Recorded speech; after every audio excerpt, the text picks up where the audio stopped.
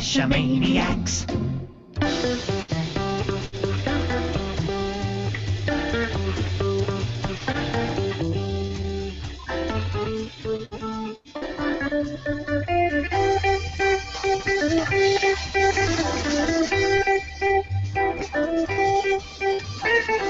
GeoGearHeads. Today, for the 128th edition of the GeoGearHeads, we're going to be talking about the Going Caching events with the organizers of those amazing series of events, which actually now has gone mega status. I'm Daryl W4, back with the Bad Cop and those special guests. So welcome to the show, Andy and Jim. Well, thanks. We're happy to be here. Yeah, it's a pleasure. Well, we are so glad to have you here. We are mega excited. See how I did that? Now, yeah. Now, each week we like to have our guests have that special honor of sharing the name that was drawn in our drawing each week. Wow, I really stretched that out more than I needed to. For this round, we asked what was the only event type archived on geocaching.com. So, Andy and Jim, who was randomly picked as the winner, and would you tell us that answer? Well, I'm told it was Rosebud 55112. Yeah, according to geocaching.com, a 10 years event cache is a special event cache type for events that were held April 30th to May 3rd in 2010 to celebrate 10 years of geocaching. Yeah, I remember planning out routes to hit as many of those events as I could basically that weekend. But before we get Rosebud, please email us at geogearheads@cacheamaniacs.com with your postal address by July 2nd, so we can get that prize back from GX Proxy out to you. But guys, do you have any highlights from those 10-year events? Yeah, the one event, the one 10-year event we attended was like May 2nd of 2010, and it was a good friend of ours, 500th Find. I remember celebrating that with him. And Andy made a bunch of cupcakes. How many was it? It was a lot of cupcakes. It was 100 cupcakes maybe. But any excuse to make a cake. And I actually think the one that we went to was sort of themed as a happy birthday geocaching event.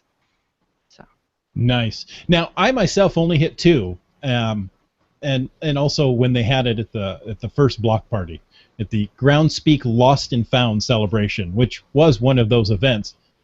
But that was not the first time we met Daryl.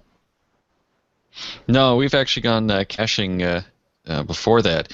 You know, that was quite the experience, Bad Cop. And one of the things that we wanted to record on this last trip was the how, when, and where we met segment for patrons. You know, we're going to get to that sometime in the near future for all those who have been asking for it, because there's been quite a few. But in short, the Bad Cop and I have attended 3 Geo Woodstocks together and that Groundspeak Lost and Found celebration. Well, and, you know, the longer we have to think about this, the better story we can make up of how, you know, we met and the caches that we've done. I mean, I'm sure we've cached in foreign countries together under other geocaching names and things like that. Yeah, under pseudonyms, yeah. Pseudonyms. Yeah, but I didn't think we were going to share that. That's, you know, top secret government information. Sorry, I wasn't supposed to share. So nobody heard that. Let's just go on. And so we'll have more connections, like maybe even another block party, Daryl? You know, I really hope so. Maybe, certainly not this year, but maybe next year. Now, we recorded a pile of audio broadcasts. Is that the proper term? Not really, but that will work. Okay. On the way to Geo Woodstock and on the way back. So if you head over to geogearheads.com/GW12, you can check out that audio if you haven't already. There's some excellent segments there. But, Daryl, there's another question we asked on last week's show about Munsies. What happened with that? Well, we had more than twice the number of entries into that drawing for a virtual Munsie prize pack than we did for the physical prize pack from GX Proxy.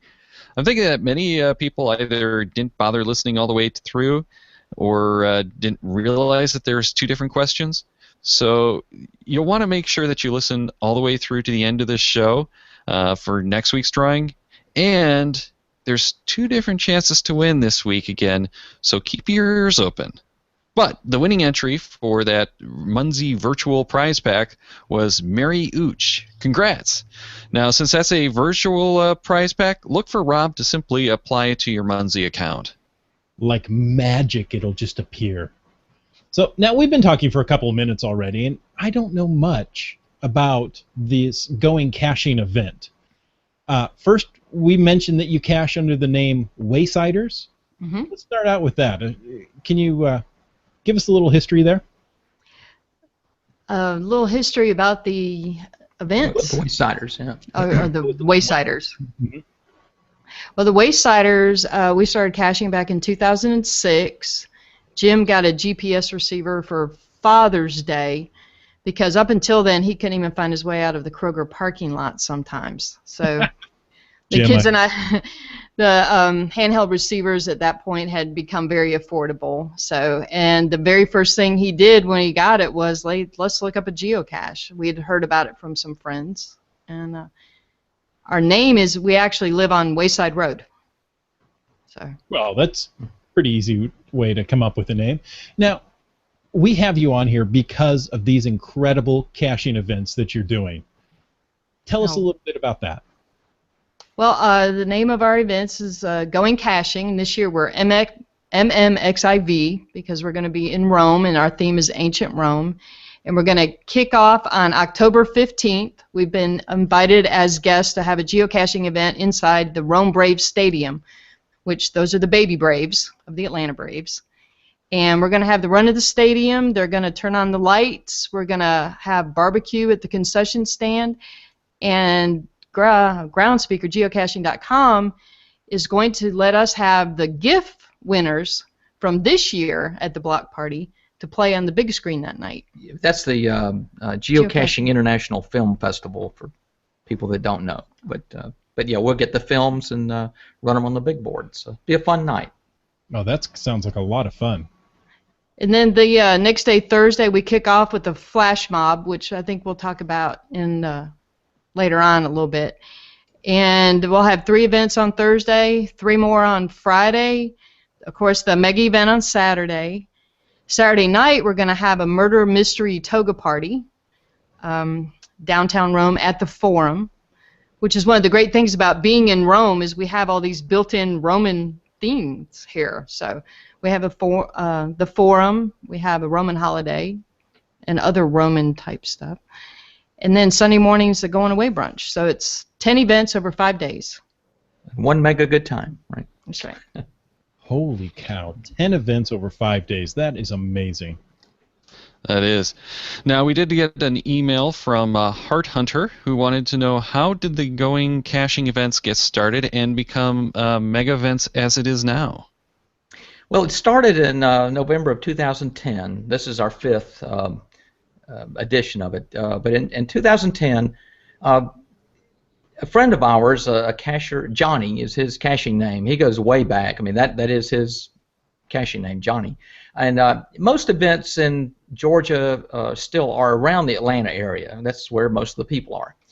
And Johnny wanted to have an event that would draw Metro Atlanta cachers to Savannah, and asked us to help.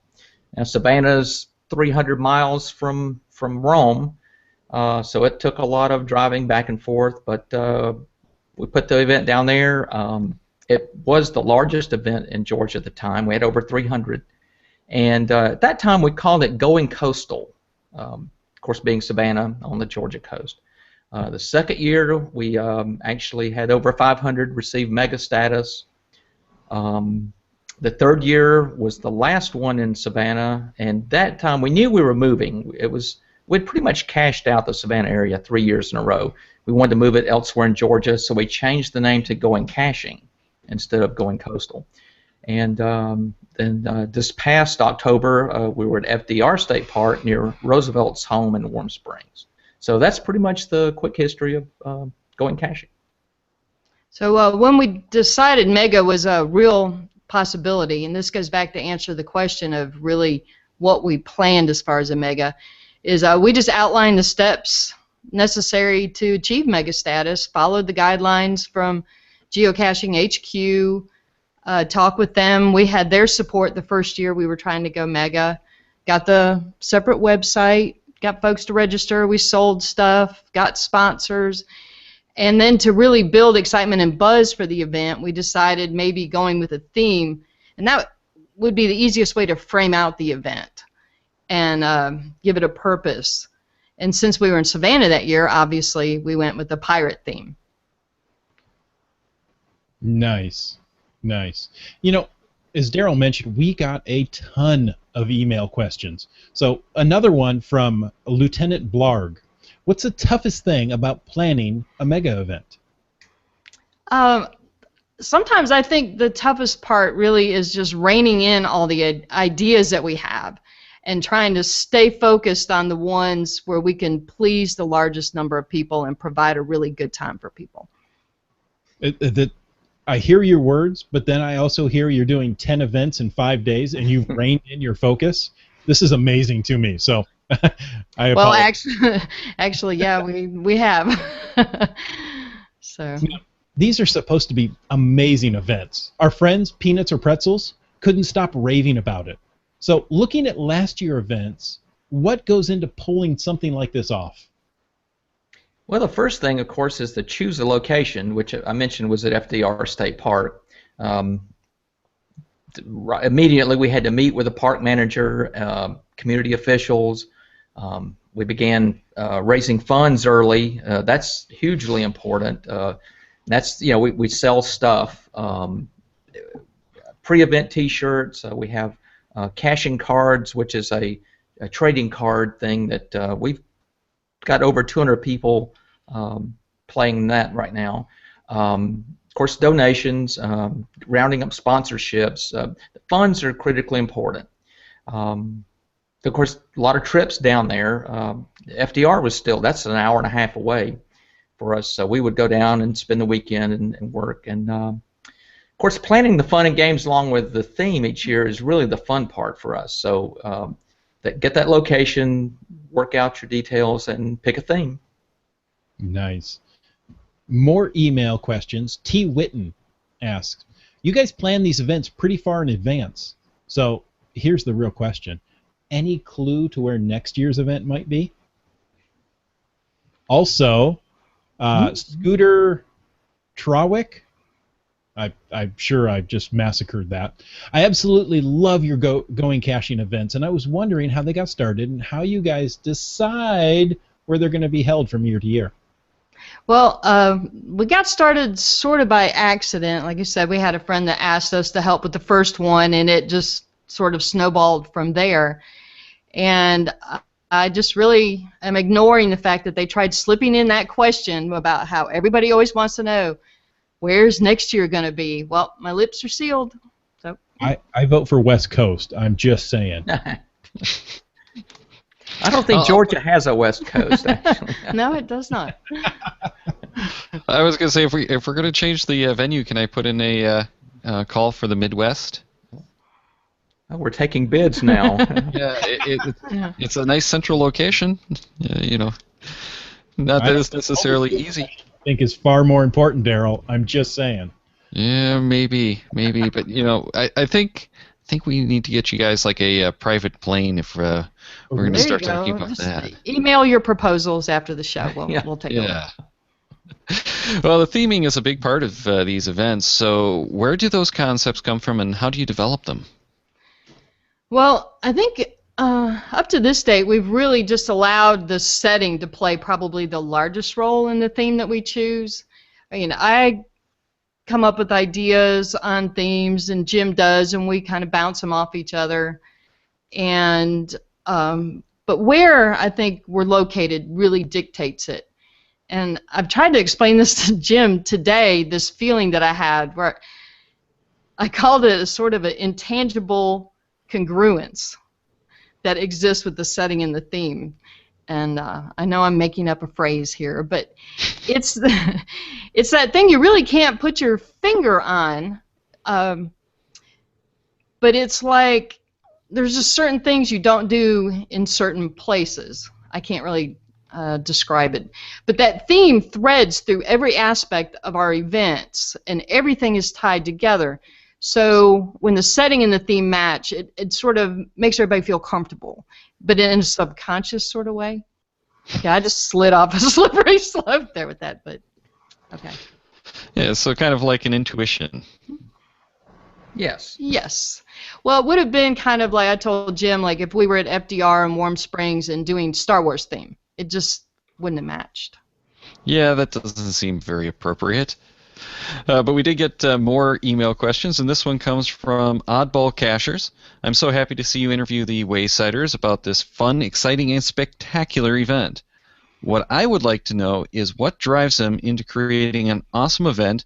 I know that it takes a lot of time and effort. Well, we're both certifiably crazy, so that helps. But no, I'm just kidding. I think the friends that we've made and the love we have for geocaching, the cachers that come and enjoy themselves, and just that intrinsic joy we feel at the accomplishment of the event is really what motivates us. And then in turn, we hope that that motivates the people that show up to our event to the people that show up to help us, they work harder. It's like our enthusiasm and motivation motivates others. Nice. Now, a couple more questions. Again, always through email, through Google+. There's a lot of ways to get a hold of us. So, events of this scale are really rare. But if someone wants to start an annual event series with this level of theming, what advice would you give them? And also, we got a Google Plus from Bitten Apple. What advice would you give someone who's trying to gather resources to stage their first mega event? And what would you do now? What would you now do if I'm not wording this right? What would you do now had you known something else from the start? Well, first, I think you have to really, really want to do this. So you've got to make the commitment, and it's a full-time, year-round commitment. You need to be part dreamer, organizer, leader, promoter, fundraiser, just everything. There's an incredible amount of work involved in this. You have to be prepared to spend a lot of your own money. Once you're committed, go big, I think. That's probably the best advice. A lot of ideas start out great and they falter when they get watered down. If we have a great idea that for various reasons becomes kind of impossible to pull off, we generally shelve it and move on to something else. So in a way, I guess that less is more situation. Everything you do needs to have that wow factor. Also build a good core team. Someone I think should have overall control and be in charge. We don't recommend committees. You need good help, and someone needs to be a chairman, basically. Yeah, and I really agree with Jim. We've been blessed to put together a special group of friends who they let us sort of build the framework of the events, and then they add in stuff. We use them for sounding boards, and then they work like crazy to fill in the workings within the framework. And then so the final product ends up being what everybody talks about, how much they enjoyed going caching and the wow factor. And we sort of tend to do things the way we would like it if we were on the other side. Nice. Now, this could be a cacher from one of your earlier events. It's Salty Pirate. Mm-hmm. And he said via Google+, what do you think of people who want more out of an event? You know, social aspects, themes, new caches. I've been to 3 mega events, Geo Woodstock, HMGT, and Going Caching. And I will say that Going Caching is the one I will not miss if I have to choose. So I like the variety that they offer. And they is you. Well, thanks, Salty Pirate. Yes, yeah, he comes to the events. He's a loyal attendee, and basically, I'd have to say all of the above. Last year, we had many activities that required social interaction. We had a game we played with the name badge. We had invented this entire ancient culture that our Indiana Jones character was exploring in the 30s, and all of our name badges had underneath our name had a secret font. Luminese. Yeah, we called it Luminese, and so people needed this to read other documents we had. So they would have to go to each other and say, "Oh, your name is Jim, so that's a J, that's an I, and that's an M," or "You're Andy, so there's an A, there's an N," and they would develop the whole alphabet. And so at first it was like learning a new language, basically. But it caused everyone to interact. I mentioned the trading cards. We play with those every year. It's like baseball cards, and people trade them. Another of the crew has a button machine. She does pairs of buttons. Everybody that comes gets one, and then you spend the weekend running around trying to find your match and win a prize. So that causes strangers not to be strangers. That's right. Our theme sets a tone for the whole event, as Andy mentioned.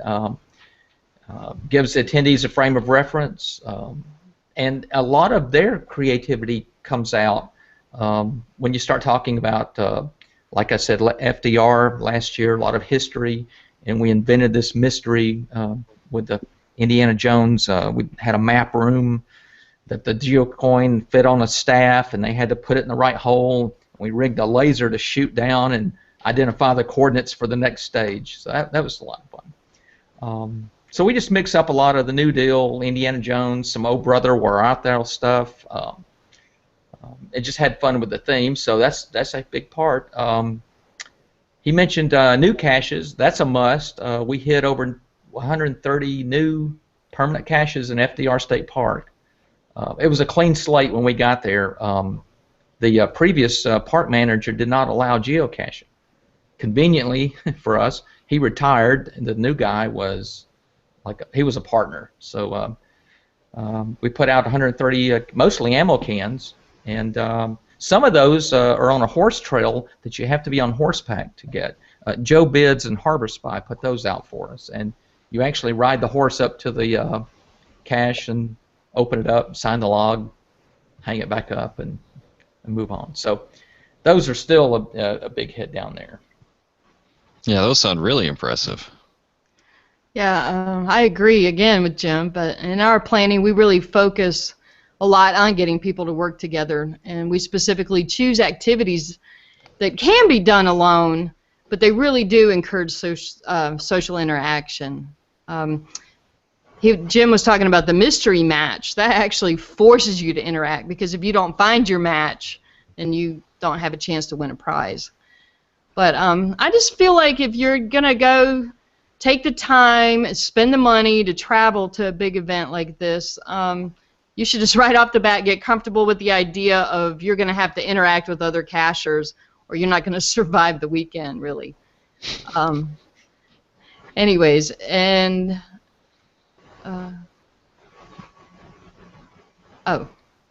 and I do know from doing the cache cards, Jim's mentioned them, people put their favorite caching achievement on the cards.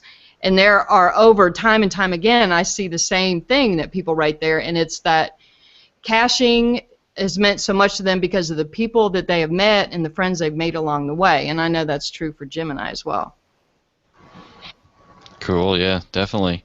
Now, we did get a kind of unrelated question that I thought was pretty interesting from Skip and Joan, again via email.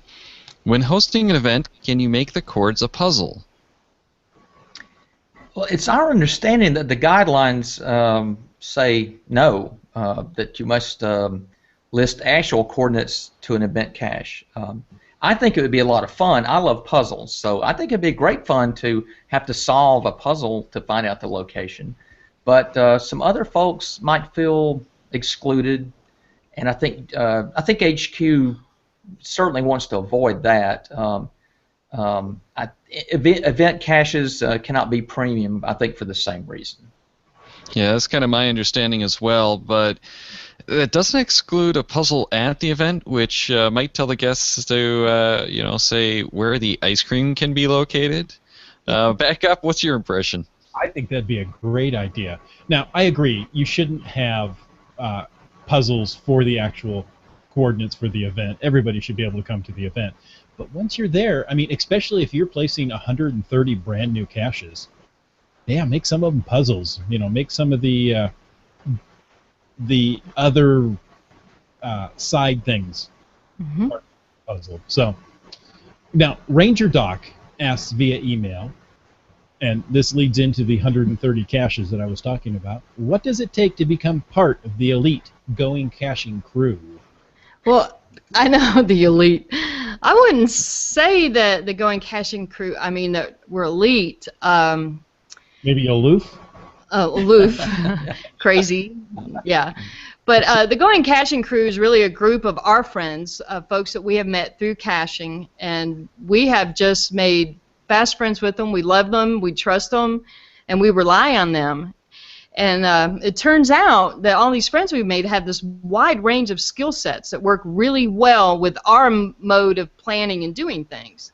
So really, it's been the same basic group of about 20 or so members in the crew that have been together since we started.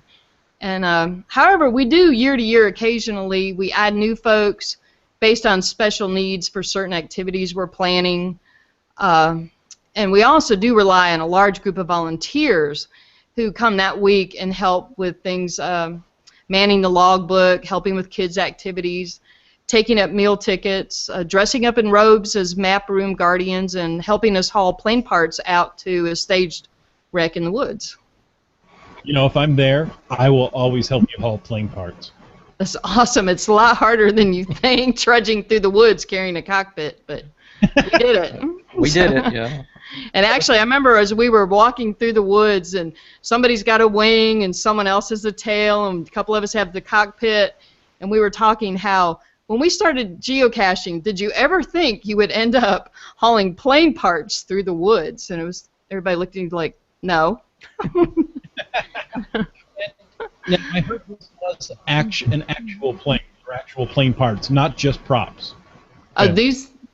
Right. These were actual plane parts. We created this plane crash site, which was the final location of this big puzzle, and we actually had a tornado went through Rome a few years ago. So our local airport has a bunch of plane parts that looked like they were crashed, and we took a trailer out, and the guy let us borrow as much as we wanted, and so we hauled them to FDR and staged this thing. So.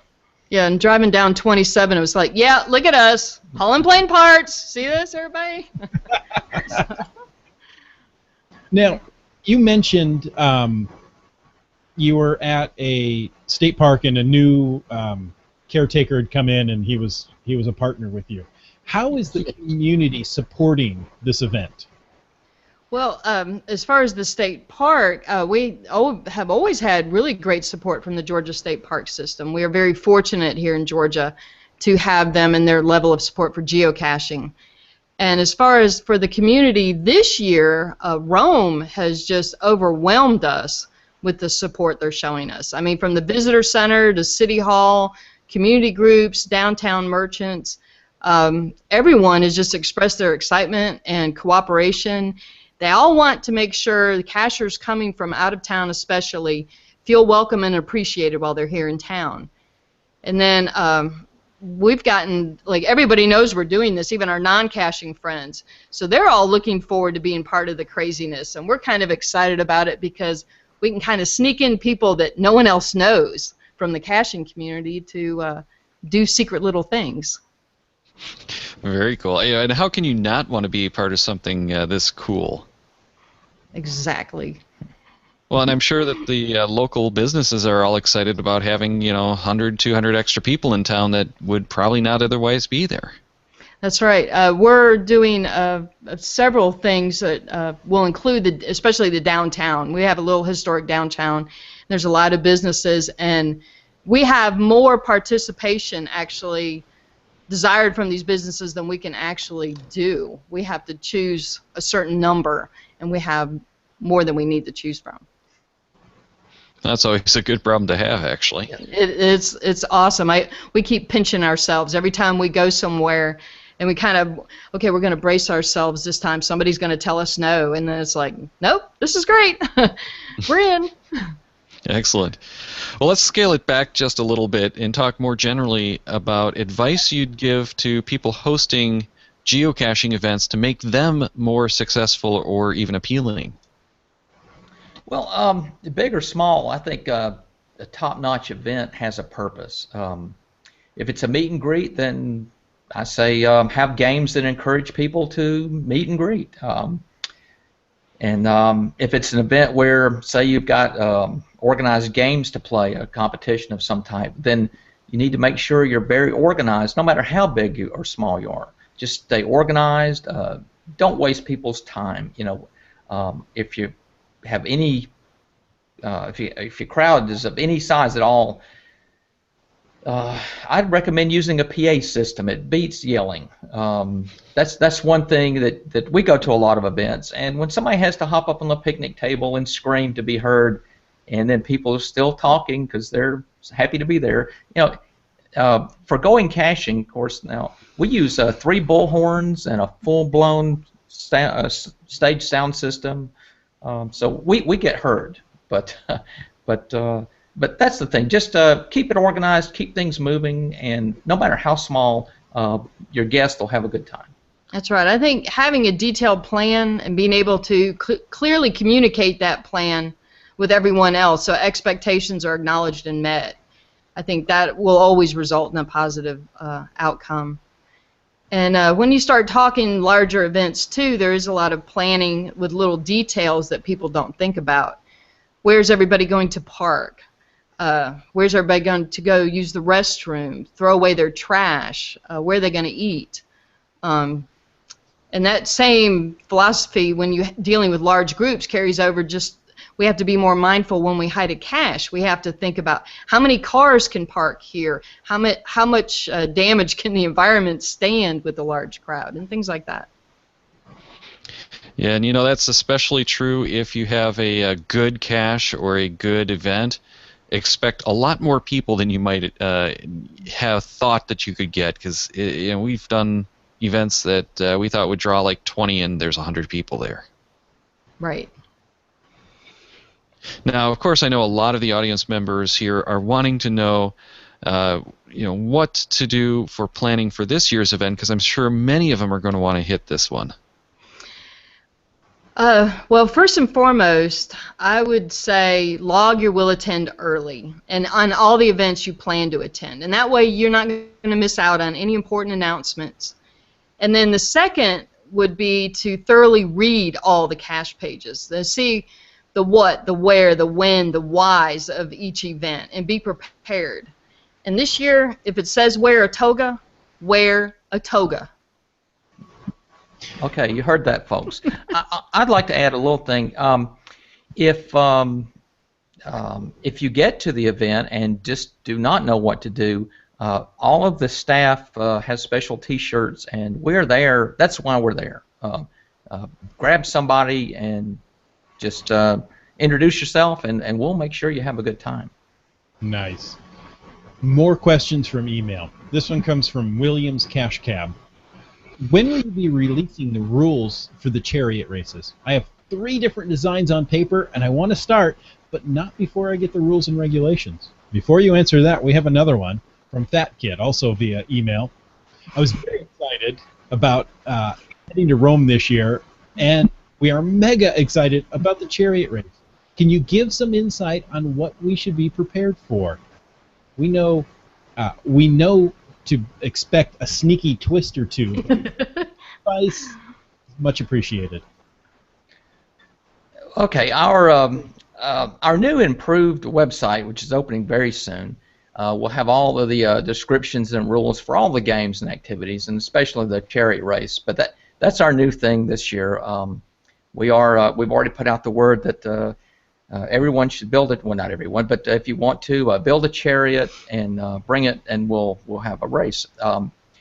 It's pretty simple. There are 2 horses, of course, 2 cachers, and they'll pull the chariot. There'll be 1 driver, and that driver must stay inside the chariot, and they will run a course.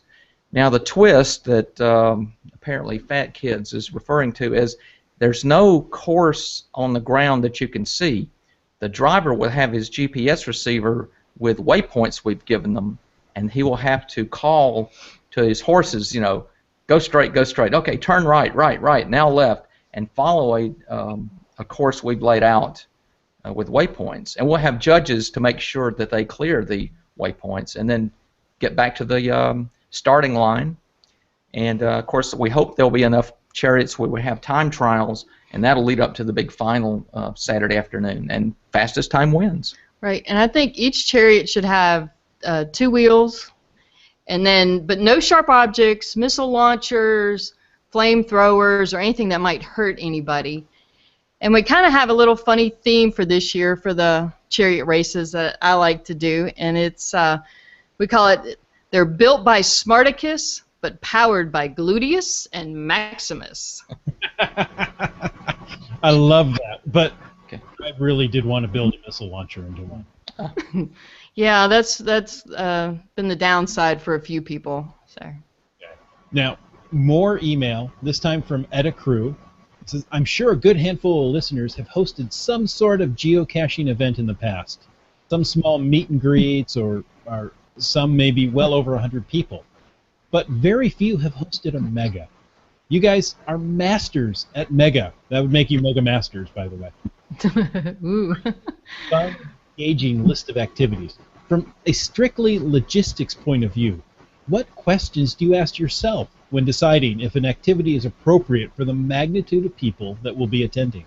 That's a great question. Yes. Yes, it is.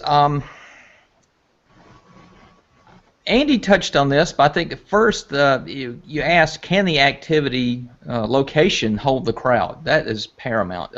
You can come up with some really cool things, and then, as Daryl mentioned, a bigger crowd shows up all at once.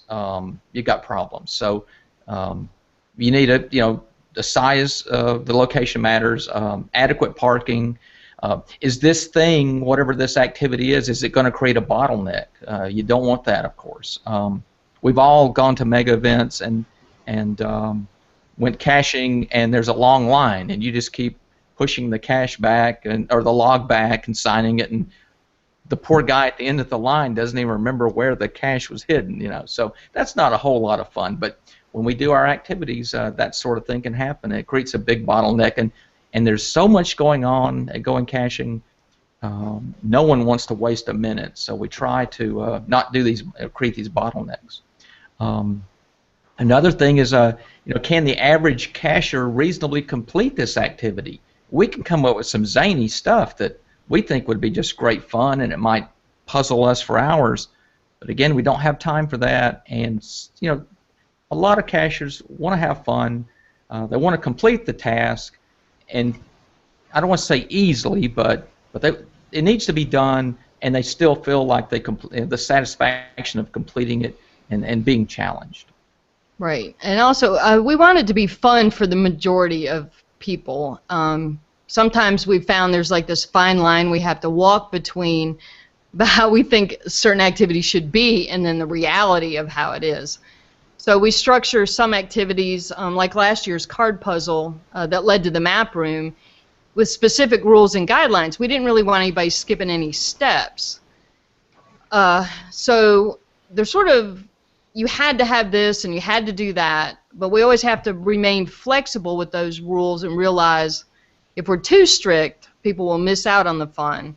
But we don't want to just hand them things because we wanted them to experience certain items of the puzzle, and it would maximize their experience. So we just have to always be careful of that. And having a wide variety of activities also helps with keeping everybody entertained. If you find an activity you think, oh, I just don't want it, this is too much for me, there's something else going on at the same time they can go participate in. Right, and I do want to mention too that we do have a lot of activities for kids. It's a very family-oriented thing, and again, our kids are grown, but we've gone to some events, and if you had young kids and they didn't enjoy geocaching, it might not be such a fun day for them. And so we do try to plan something for everyone. Mm-hmm. And we had some questions about that as well. But our next question is actually going to be from Hugo via the Q&A, who asked, what do you enjoy most about hosting events from Nano to Mega? I think for me, watching people have fun and express their own creativity. Yeah, I guess for me, I enjoy making people laugh and seeing them have a good time. And as Andy said, that our thing just unleashes this creativity, and that's amazing to see. And then another question from T. Fulton42 via email. Are the caches in Rome toga friendly? Actually, Jim and I were joking about this the other day. I was like, I wonder if businesses around town would offer discounts if you showed up in your toga. But I would say that yes, the caches in Rome are toga friendly as long as the toga stays on your body. No wardrobe malfunctions, right? Exactly. All right, and next one comes from a listener via Google Plus with an excellent caching name, Wascally Wabbit. Love that one. Last year I showed up on Friday afternoon and felt like I was behind all weekend. I plan on being in Rome first thing Thursday morning. What day do you recommend being there in order to be in the know for most of the weekend? Well, our first event is Wednesday evening, as Andy had mentioned, at the Rome Brave Stadium, and we're going to do the Geocaching International Film thing. But things really kick off on Thursday morning with the flash mobs, so you should be fine coming in on Thursday. And our advice usually to everybody is just come as early as you can. And even before you come, stay in touch with reading the cache pages, the website, and also on Facebook to keep you up to date. Daryl, we have another email from another good caching name, I think. Big Kid Forever. That's how expected going caching this year. How many people does it take to pull off this ginormous mega event? See, that's just bigger than mega. That's ginormous mega. I know it's a lot of work to plan the event. Is it bittersweet when it's over? How do you manage to plan all this stuff year after year and still have a life? And he goes on to say, thank you so much for planning and hosting this amazing event. We went to our first one last year and can't imagine not being at the next going caching event each year. Wow, thanks again. Yeah. We expect over 1,000 people at Going Caching this October. The 2014 crew is about 20, 25 people now, all highly talented. We have electricians, carpenters, Graphic designers, everything. They're all completely crazy, and for some reason they actually thank us for letting them work themselves silly while everyone else is having fun. So, but we have a lot of fun. We have so much fun. And of course, as we've also said, there's countless volunteers that help pull this thing off, and it just takes a slew of people. And I sort of laughed at that question about the life part. I was kind of like, life? What? Well, this is our life. I can only imagine. Like I said, we got so many questions in email. It's hard to fit them all in. This one is from Joe Ma Ropa. I hope that's right. Joe Ma Ropa. We are new cachers. 14 finds and counting. How's that? That is new. And this will be the first mega event, or first of any event for that matter. What should we expect? What do we do? Will the kids 6 and 9 like it? Is there a step-by-step manual? Well, we don't really have a manual, but we do have a guide that serves as our program. Last year it was 48 pages long, which sounds a little intimidating, but our advice for them would be to log your Will Attends and read the cache pages. We've stated that already. Pay attention. And also be prepared to meet lots of people. And don't be afraid to ask any of our volunteers or even any of the other attending cachers for help or guidance. We have found our experience is actually with cachers that they're amazing people, and they are always willing to help someone out, especially new cachers. For the kids, we have a ton of kids activities. There will also be a large geocaching 101 area planned between the Georgia Geocachers Association and the Georgia State Parks, which will help beginners. And I want to say that family is going to be very spoiled if they go to this as their first event and expect that from the others. Exactly. I mean, this is. I want to go to this event, and if I go, I won't want to go to any others. So. We've been told that we have a family member who says you'll be runt. Yeah. Runt on events. It's so. Southern, Andy. Southern. It's runt. Runt. Yeah. Sorry. All right. Well, Leslie emailed us as well. Going caching is a must-do event for my family. We have made lifelong friends through the weekends we've spent at Going Caching. We continue to be amazed each year with the creativity surrounding the events. I know you, as the host of Going Caching, have as much excitement in planning the events as we do in attending. What would you say is the event you are most looking forward to at Going Caching 2014? Well, I do have to admit, yes, we both have gotten so excited about bringing people to Rome. And I look forward to every one of the events, but I think if you made me choose, it would have to be the flash mob Thursday morning.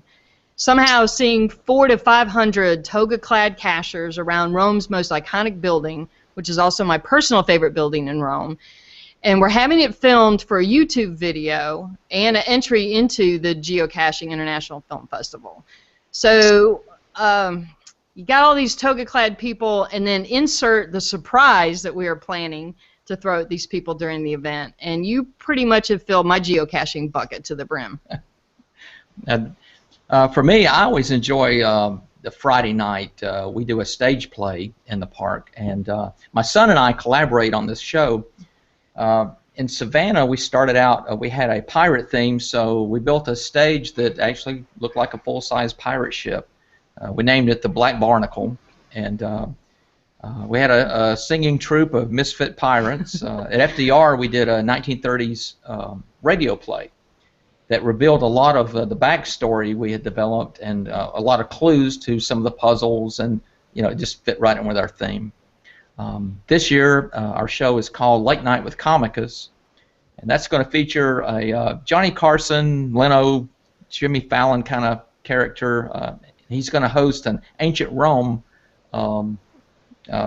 late night show, and he's going to interview special guests. We have some stand-up comedy going, some music.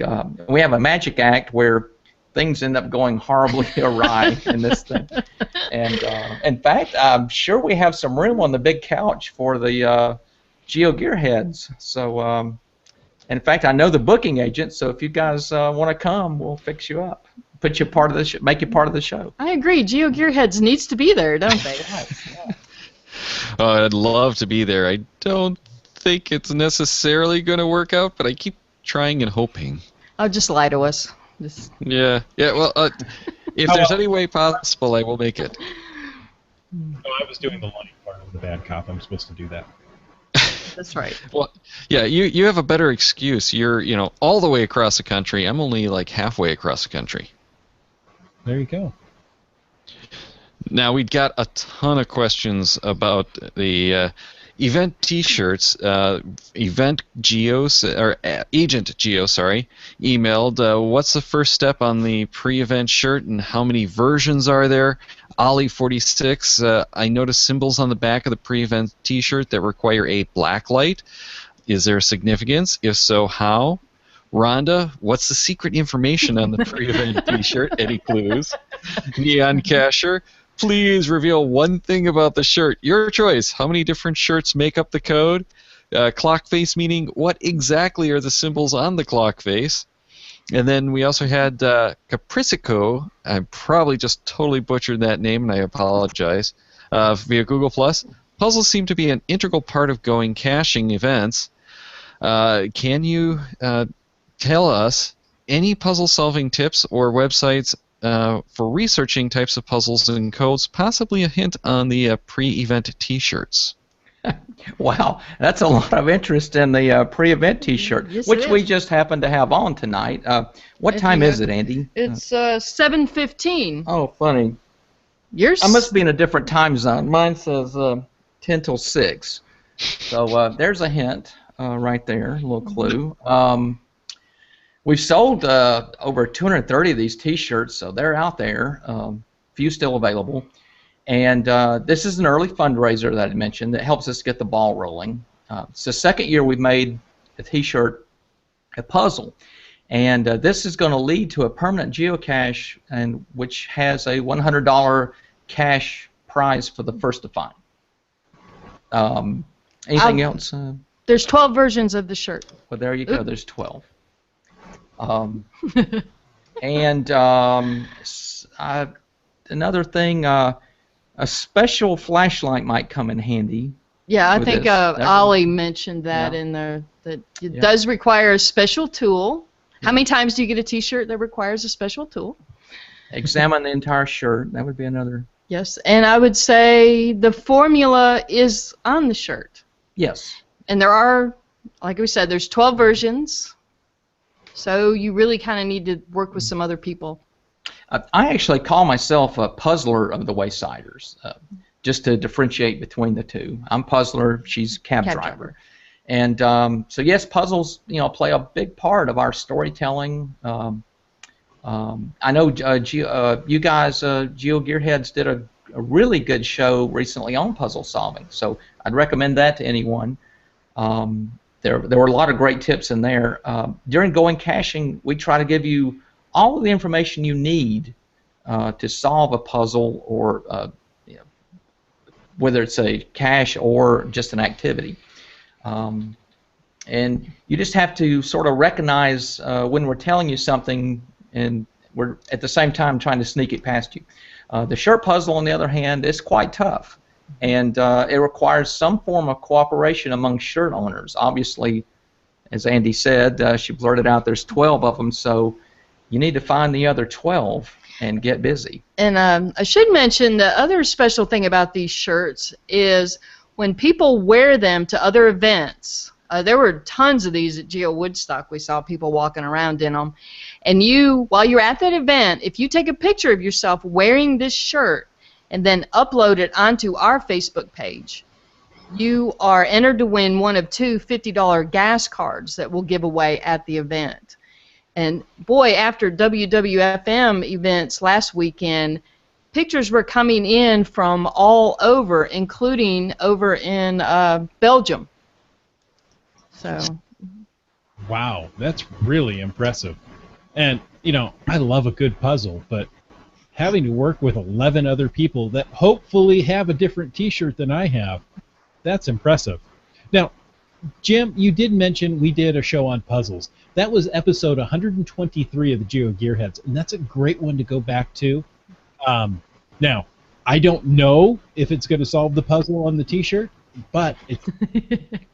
Uh-oh, Jim's looking a little anxious. It will. You need... Okay, more email. This time it's from T-Town Girl 63. What's the process you use for developing the 5-5 puzzle caches that go along with the pre-event T-shirt? How long does it take you to develop these caches? Well, Andy and I have completely different approaches when it comes to puzzle solving and puzzle creating, for that matter. Generally, I have several puzzle ideas rattling around in my head at all times, and most of them are either too obscure or require some arcane knowledge that I've stumbled on trying to solve some other puzzle. And it's not much fun to put out a cache, and then have no one find it. So we try to, invent puzzles that people can solve. And we started creating the T-shirt puzzle, this is pretty complicated stuff, as you mentioned. It requires teamwork, and so we felt like, with $100 on the line, and actually the gift cards and all that, all bets were off. It's a hard puzzle, but all the other stuff at Going Caching, you can solve.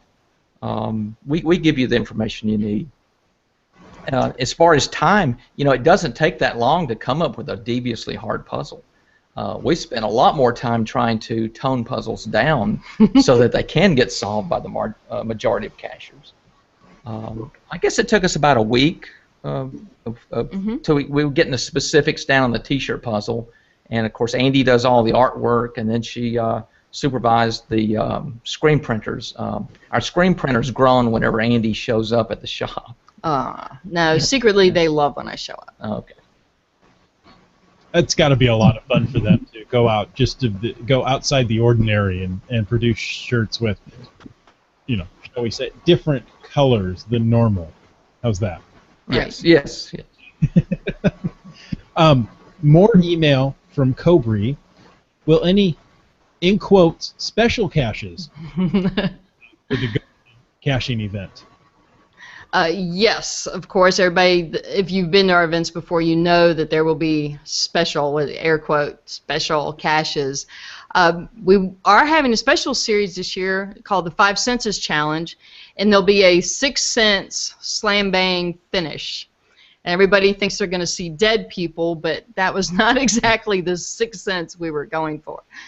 And hopefully we're working it out to do a Roman numeral 5 as a geo art. Oh, that's really cool. So, Cobri isn't done yet. Wants to know, can we get some clues or hints on how to go about solving some of these puzzle caches in Rome? Yes, actually. Several of the existing mystery caches in Rome are ours. The Waysiders. I started this at FDR last year. Early Saturday morning, I'll be doing presenting a puzzle solving class at the Omega event, and I like to use our own caches as teaching tools. So people that haven't been able to solve some of these local puzzles, come to the class and we'll get you rolling. There'll also be some new mystery caches published for the event, and I guarantee you'll be able to find most, if not all, of these puzzle caches of ours that have been stumping you if you come to the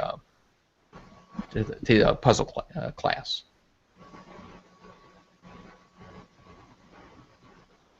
Nice. Awesome. Well, I'm looking at the time here, and we are running a lot longer than we usually do for our normal shows, and we still have plenty of questions coming. So, do you guys mind hanging around, and we'll do a after show for the patron folks? Oh, we don't mind at all. That'd be great. Yeah, lots of fun. Awesome. Okay. So, before we let everyone go, though, you've offered up an amazing special prize for listeners of this show. Now, this is in addition to the regular weekly prize, so to all of you watching or listening, get an email prepped titled Going Caching Question, addressed to GeoGearHeads at CacheManiacs.com. Send us your geocaching.com screen name and tell us the original name of the Going Caching series. That has to be to us by June 25th, so there's an extra week from the normal contest here. But that's in part because this very cool prize won't actually be available until October. But what is that prize? Well, this year for the event, in addition to our regular event coin, we are minting a series of 3 Roman coins. And the first one is going to be a gold coin with Caesar Comicus on it. There'll be a silver coin with Nisi, our guide to ancient Rome, and a third coin that'll be the Barbarian King. And so the winner of the contest will receive the complete set of all 3 of those coins. Wow, that's really impressive. I'd love to have a set of those myself. So, once more, get that email entitled Going Caching Question, and that needs to be emailed to GeoGearHeads at CacheManiacs.com by June 25th with the correct answer and your geocaching.com screen name to be entered in for the drawing for that special prize. But you know what? We're not done yet. There's another chance to win just coming up. Yeah, before we get to that, we really need to thank all of you for making the show possible. Thanks to everyone for watching or listening. Your help in spreading the word to your fellow geocachers and other location-based gamers really helps. The more people we have watching and listening, the better our chances of getting great hosts and swag for contests. But our donors, whether one-time PayPal donors or patrons like Billy Robson, Jersey Eric, Kitty Catch, and Native Texan, are the ones who really keep the lights on and the shows flowing. We really appreciate all that financial support, and as a thank you, our patrons get a little access to some really cool bonus content, including a show that we're going to record here in a minute or two. You can find more about that and how to become a financial supporter by clicking on the patron link from the GeoGearHeads.com or CashManiacs.com sites. Thank you again, and please continue to help in growing the show with things like those iTunes reviews, posting links to the shows on your social feed, and sharing with the folks you meet on the trail. You know, next time you have a puzzle and you can't solve it, you might want to listen to show 123 and share that with your friends. Things like that could happen. So, get your email client open right now and send an email to geogearheads@cashmaniacs.com. It's time for question 129. This time, we want you to tell us when the development of GLONASS started. That's GLONASS. Email that answer with your geocaching.com screen name and the subject in the title of the email, question 129. Have that emailed to us at geogearheads@cashmaniacs.com by 6 p.m. Pacific time or 9 p.m. Eastern time, June 18th, and you could win another prize pack from GX Proxy. And remember, we got tons of great new shows coming up for you. June 19th, that's next week. John Robb returns for night caching. He's from Cache at Night. Then June 26th, we're having our next randomized show with special guest Scott Burke. So that's going to be quite the interesting show, I'm sure. We're talking Travelers with the Bear on July 3rd. July 10th is Cruise Caching number 2. July 17th is going to be 3D printed maps. That's what I'm really looking forward to. Not the geocaching specific, but boy, does that sound really, really cool. I like that myself. Be sure to check the Caching Maniacs website, caching.com, for more of the GeoGearHeads, including show notes from this and all our episodes. We love hearing from our listeners, so leave us feedback by calling 206-350-3647, by emailing geogearheads.com, or please consider becoming a patron or making a PayPal donation. Link on our website. Support the Caching Maniacs. GeoGearHeads is by Fred Hour and Darren Wattenberg. The show's copyright. All rights reserved.